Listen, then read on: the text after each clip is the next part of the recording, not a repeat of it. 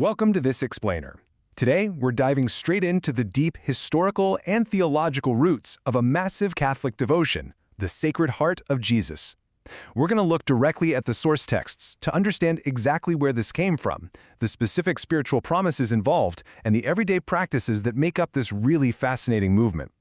Okay, so let's dive into this. How exactly did a 17th century nun's totally private, cloistered visions end up sparking a massive, highly structured global movement?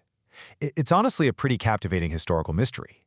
We're going to trace this whole journey from a single visionary over in France all the way to a worldwide practice observed by literally millions today.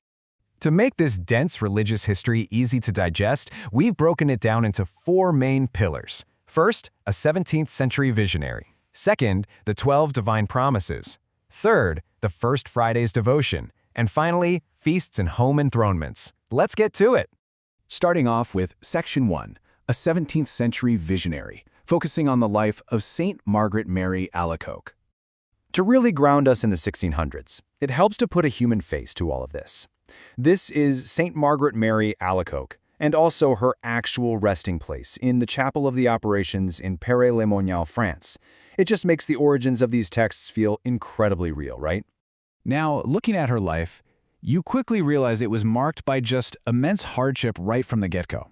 Born in Burgundy in 1647, she actually lost her father when she was only 8. Then, she suffered from severe rheumatic fever for almost 4 years. Fast forward a bit, she navigates some pretty intense family pressure to get married, but ultimately she enters the monastery at age 24. And it was shortly after that, specifically right in that window between 1673 and 1675, that these crucial private revelations reportedly happened.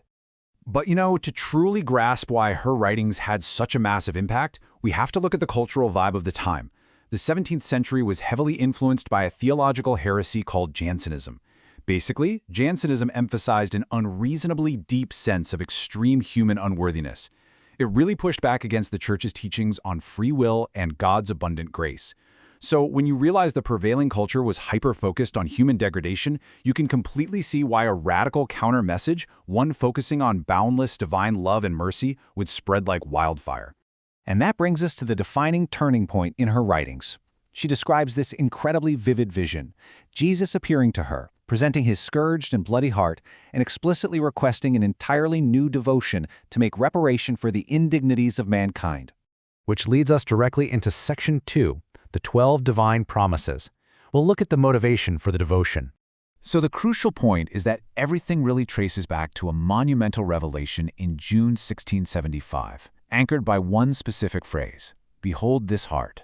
This was presented as an invitation to recognize infinite love, and it basically became the theological bedrock for everything that followed. Now, what's really interesting here is just how comprehensive this spiritual support is. The promises basically cover almost every aspect of life.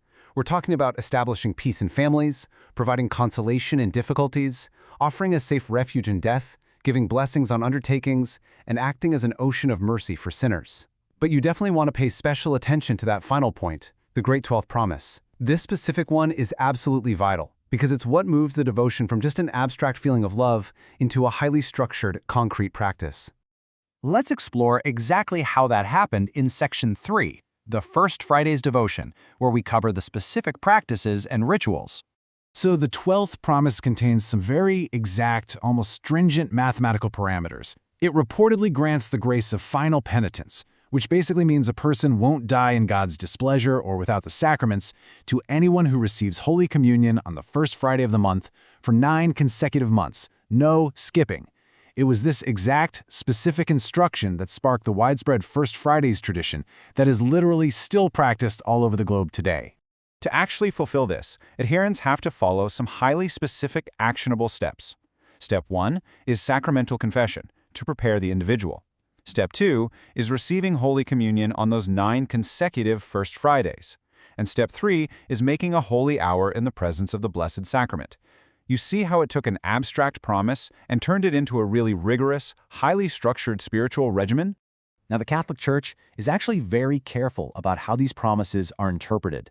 They draw a pretty hard line here. They want to make it absolutely clear that this is not some superstitious free pass or a mechanistic loophole that just gets you out of your moral obligations. Not at all. The correct understanding is that this devotion provides abundant graces to help believers build lasting spiritual habits, persevere, and ultimately overcome temptation. And that brings us to our fourth and final section, feasts and home enthronements. We'll look at the institutional approval and modern practice. So how exactly did a private revelation end up as an official event on the church calendar? Well, started with the formal Feast of the Sacred Heart. This is a Catholic solemnity, and it operates on a floating date. It's always observed on the Friday after the second Sunday after Pentecost, which works out to exactly 68 days after Easter. And interestingly, this specific feast was reportedly requested directly during those original visions. Let's move on and see how this builds, because institutional approval certainly didn't happen overnight. It's a fascinating, slow-burn historical process. We go from the very first liturgical feast celebrated by John Eudes in 1670 to papal approval for France and Poland in 1765, and then all the way to Pope Pius XI, officially raising it to the highest rank in 1928. It's like a centuries-long journey of official ecclesiastical endorsement. But this devotion doesn't just stay inside the church building. It extends directly into the living room through the campaign of home enthronement. The source texts detail a really precise ceremony where families publicly acknowledge Christ as the king of their home. They install a picture or statue of the Sacred Heart in a place of honor, consecrate the family to it, and basically pledge to live as if Jesus were an intimate, everyday family member. It's a highly organized campaign designed to bring this theology right into daily domestic life. We've really traced an incredible journey today, from a single visionary nun dealing with profound personal hardships, all the way to a meticulously structured global practice embraced by the highest levels of the church. But it definitely leaves us with a compelling final thought. In our incredibly fast-paced modern world, why do these highly specific 17th century promises still provide such profound comfort to literally millions of families? What is it about this centuries-old intersection of strict structure and divine mercy that remains so universally appealing today?